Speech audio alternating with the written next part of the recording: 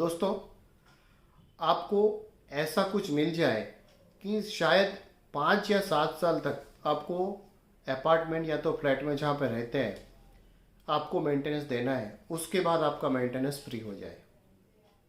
आपको लगेगा कि या तो आप ज़्यादा सिक्योरिटी मेंटेनेंस डिपॉजिट एडवांस में बता रहे हो, या तो कुछ आप बता रहे हो कि कुछ सोलार लगाओ, कुछ इन्वेस्टमेंट करो, या तो आप बताएंगे कि कुछ एडवर्टाइजिंग करो, या तो आप लगाएंगे कि आपके घर के ऊपर टावर लगा दो, या तो कुछ आप बैनर या एडवर्टाइजिंग करवा के आप इनकम जनरेट करो और आपका फेस मेंटेनेंस फ्री हो जाए। नहीं दोस्तों, मैं ये पुरानी बात हो चुकी है। आज मैं आपके लिए ऐसा एक यूनिक तरीका लेके आया हूँ कि आपको कुछ साल तक मेंटेनेंस देना है, उसके बाद आपका मेंटेनेंस फ्री होता जाएगा।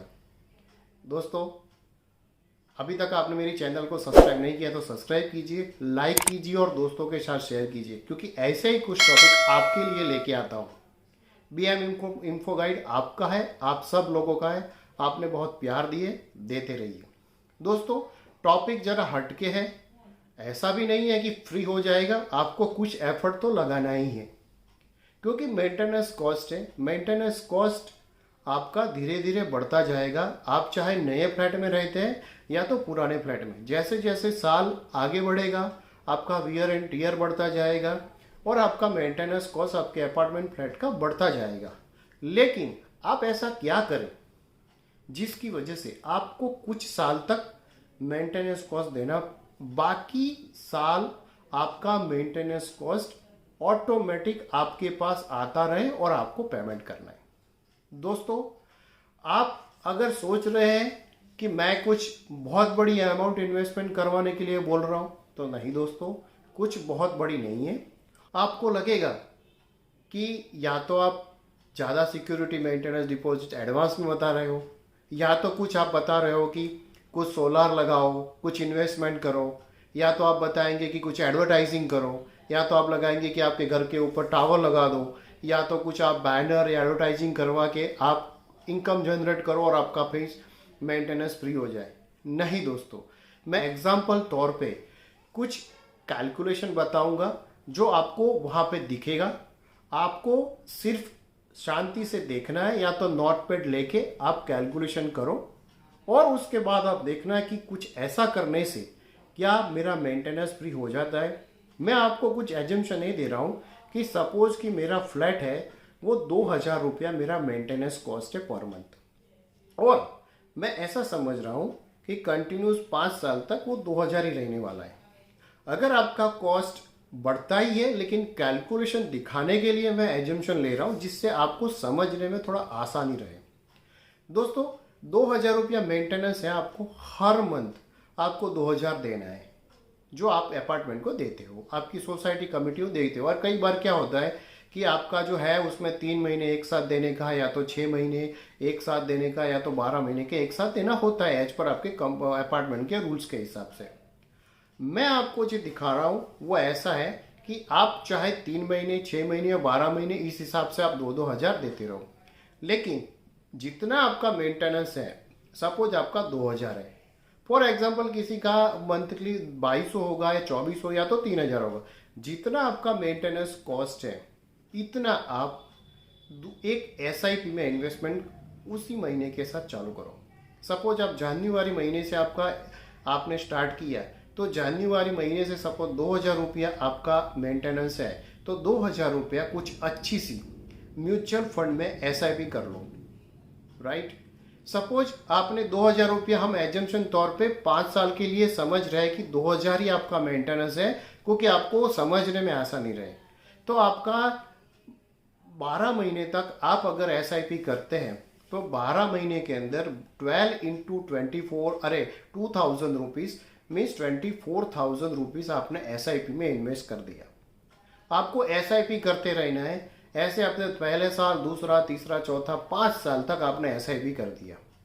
5 साल SIP कर दिया तो आपका 24,000 मल्टीप्लाई बाई 5 मीन्स 1,20,000 रुपया आपने SIP में इन्वेस्टमेंट कर दिया है। अभी आप ऐसे समझते हैं कि सपोज मुझे 5 साल तक की SIP रखनी है, मोटा मोटा देखने जाए तो एसआईपी में रिटर्न ऑफ द इन्वेस्टमेंट आपका 10% के हिसाब से मिलता है। सपोज हम 10% लें, कई बार आपको अच्छी सी एसआईपी है, आपने सिलेक्ट किया है किसी कंसल्टेंट थ्रू, और वहाँ पे आपने एसआईपी में 12% भी मिलता है, 14% भी मिलता है, डिपेंड्स अपॉन द आपने कौन सी म्यूचुअल फंड में अपने इन्वेस्टमेंट किया है। लेकिन हम यहाँ पे समझने के लिए समझते हैं कि सिर्फ 10% आपको रिटर्न ऑफ इन्वेस्टमेंट मिलता है। तो आपका छठे साल क्या हुआ, रिटर्न ऑफ इन्वेस्टमेंट सपोज 10% के हिसाब से 1,20,000 का आपका टोटल 12,000 रुपया आपका आया। आपका रिटर्न ऑफ मैंने छठे साल के बाद किया है। मैं बीच में तो कुछ आपको इन्वेस्टमेंट करने के लिए बोल रहा हूँ, आपको एडिशनल इनकम ये म्यूचुअल फंड से टोटल आने वाली है सपोज कि 12,000 आपका एडिशनल इनकम हुई एसआईपी से। अगर आपका 2,000 ही मेंटेनेंस है तो 12,000 में 6 महीने तक का आपका मेंटेनेंस फ्री हो गया, राइट। अभी आपको छठे साल में क्या होगा कि सिर्फ 6 महीने का मेंटेनेंस आपको आपने जो इन्वेस्टमेंट किया 1,20,000 में से ही निकालना है, बाकी 6 महीने का फ्री हो गया। तो आपका 6 महीने का फ्री हो गया है। सपोज आपने 5 साल के लिए इन्वेस्टमेंट किया है तो आपको 10 साल के लिए मेंटेनेंस आपका फ्री हो गया, क्योंकि आपको तो हर साल 6 महीने का फ्री हो गया। ऐसे आपने 5 साल तक इन्वेस्टमेंट किया हुआ है तो आपको और एडिशनल 5 साल आपका फ्री हो गया।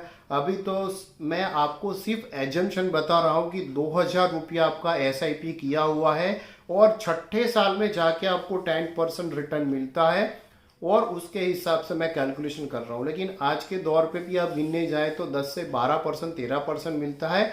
और अगर सही में म्यूचुअल फंड का कैलकुलेटर ऐसा फिक्स नहीं आता है, लेकिन आप उसमें कैलकुलेशन करके डालोगे तो मैं 10% अरे 10 साल का फ्री बोल रहा हूँ, 10 की जगह पे आपको 12 है तो 13 होगा।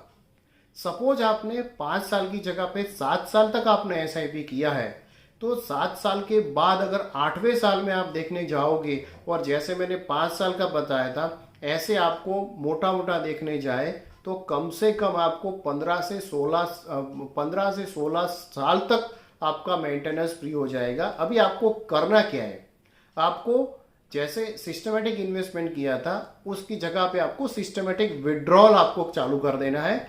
आपके अकाउंट में आता रहेगा, आपको उसका मेंटेनेंस देता रहना है।